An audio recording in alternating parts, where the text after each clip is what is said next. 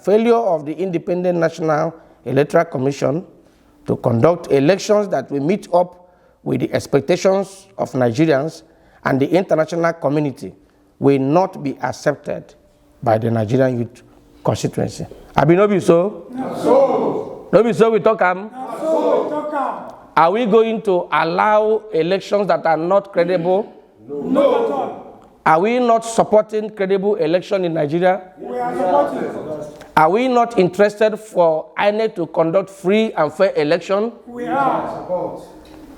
And therefore, we as an organization, we stand readily available to collaborate with INEC, and they offer our support to facilitate an electoral process that is rancor-free, transparent, inclusive, and credible.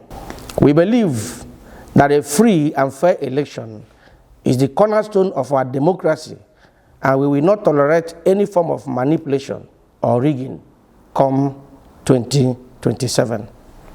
Let me be clear on this.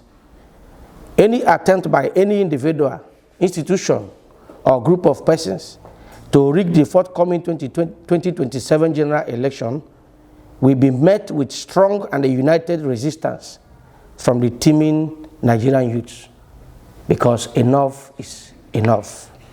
INEC must take immediate steps to register new political parties that meets up with the established requirements of the Commission.